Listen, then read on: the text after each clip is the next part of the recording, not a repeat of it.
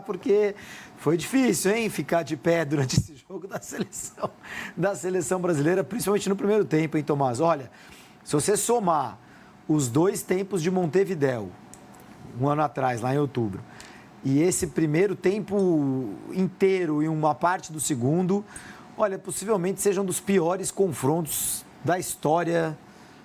Acho que os piores confrontos da história de Brasil e Uruguai, hein? Porque o Uruguai já teve times bem mais feinhos do que esse, mas aí o Brasil era o contrário, né? O Brasil não era tão ruim. Não era tão ruim que nem é hoje. Realmente, jogos muito difíceis de ver.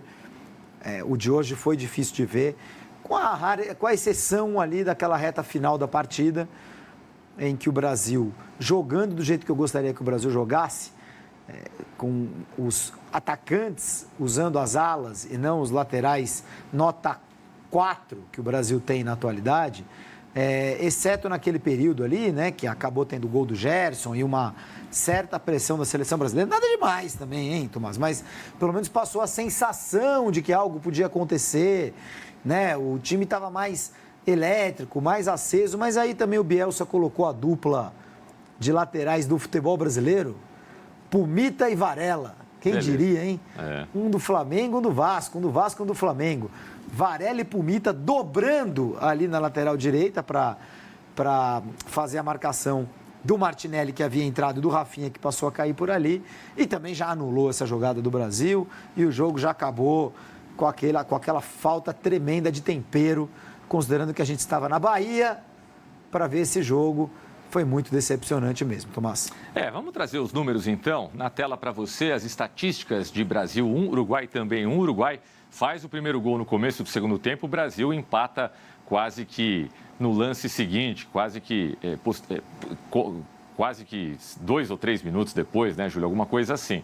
Mas enfim, posse de bola do Brasil 62%, posse de bola do adversário 38%. Chutes a gol, eu não tinha reparado que foram tantos chutes a mais da seleção brasileira, primeiro 18 tempo foram 6. Você vê como melhorou no Dobrou, né, segundo. na etapa final. Mas as finalizações corretas, aí a vantagem é pequena. E o Brasil precisou de 6 chutes para acertar 1 no gol. Repare que são 3 chutes certeiros com 18 no total. 3-2 para o Brasil também. Passes... Isso explica muito, né? Isso explica muito, claro. Não adianta, né? As finalizar muito tanto ruins. E não finalizar bem. 530 passes contra 329, o dobro de escanteios também teve a seleção brasileira. O Brasil foi mais combativo, fez mais faltas, 15-11. Nem esses números mostram um Brasil melhor do que o Uruguai no jogo de hoje? Não, eu acho que o Brasil foi ligeiramente melhor do que o Uruguai no jogo de hoje. O Brasil foi, até pelo fator casa e pelo fator histórico, a camisa que esses caras vestem, a seleção brasileira foi a seleção que mais buscou o jogo, que mais quis o jogo. Mas ela tem uma tremenda dificuldade para encontrar o jogo, né, Tomás? E a gente já está falando isso... lá se vão 2 anos da Copa do Catar, Tomás. 2 anos. E a Copa do Catar, ela já não foi boa, né? O Brasil não jogou bem na Copa do Mundo do Catar. Foi até algum brilhareco ali naquele jogo contra a Coreia do Sul, né, nas oitavas. Contra a Croácia foi triste... Os jogos da primeira fase foram tristes, perdeu de Camarões. Então, quer dizer, 2 anos depois de uma Copa do Mundo meio modorrenta da seleção brasileira, o Brasil teve um monte de técnicos, ficou naquela espera do Ancelotti, tanta coisa aconteceu e a impressão que a gente tem é que nada aconteceu. Né? As coisas vão mudando, foram mudando e tal, mas continua sendo uma seleção que não inspira confiança.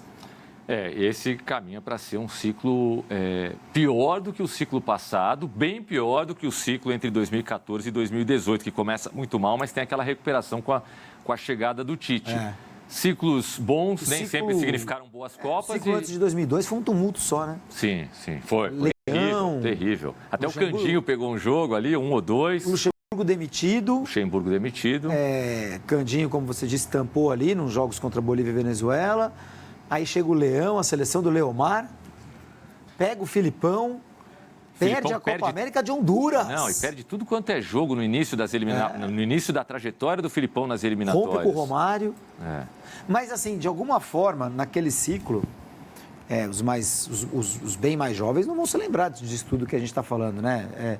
É até estranho para a gente, porque parece que foi outro dia e a gente viveu aquilo muito intensamente. Mas, de alguma forma, quando você olhava para aquele ciclo da seleção brasileira, você ainda olhava a possibilidade do Ronaldo voltar, você olhava para Rivaldo, você olhava para... Até para o Romário.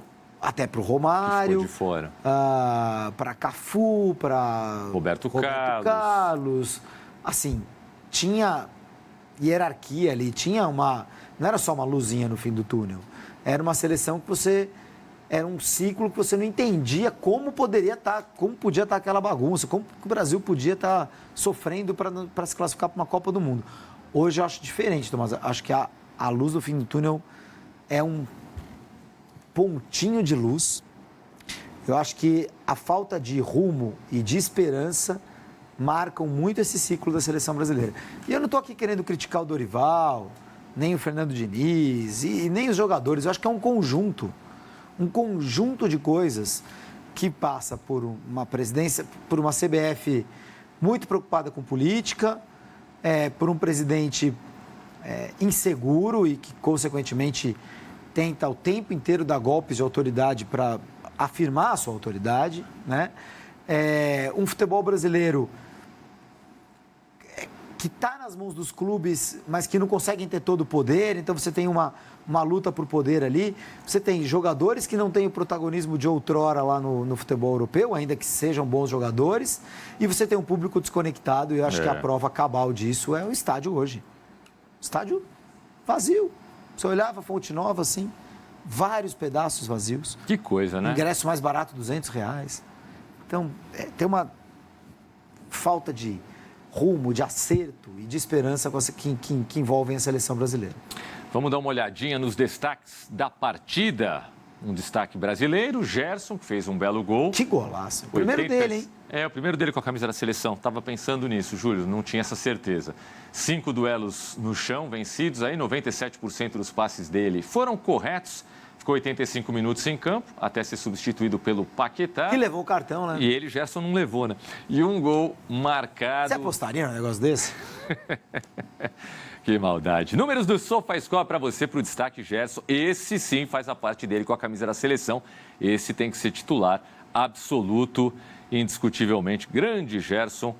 Hoje o Gerson joga na seleção, o futebol que ele joga no Flamengo faz tempo que ele jogava antes de ser negociado, que ele voltou a jogar depois de um tempo da volta dele, do retorno dele ao Flamengo, né? Não voltou jogando o fino da bola, mas aos pouquinhos foi retomando a melhor fase. Lembrando que Tite e Juninho Paulista, que era o chefe da seleção brasileira, deixaram o Gerson na geladeira. Verdade. Por um bom tempo, porque o Gerson não quis jogar um pré-olímpico lá em janeiro, pré-olímpico. Exato. Para aquele de 20, né? Para a Olimpíada de Tóquio. Provavelmente. Para a Olimpíada de Tóquio, que acabou não acontecendo, né? A Olimpíada, quer dizer, aconteceu, mas... no ano seguinte. No ano seguinte, o Brasil ganhou medalha de ouro, etc. Mas eu acho, Tomás, que com os altos e baixos que a seleção teve com o Dorival, começou muito bem naqueles amistosos, Copa América foi decepcionante, depois... tropeçou na eliminatória, mas ganhou os jogos que tinha que ganhar e agora 2 empates, né? O famoso regular, né? Sim. Não é nem bom, nem ruim. É regular. Ali, medião, o desempenho da seleção ao longo do ano.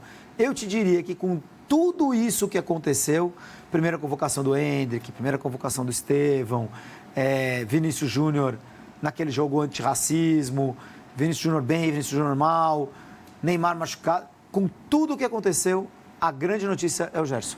Sem dúvida.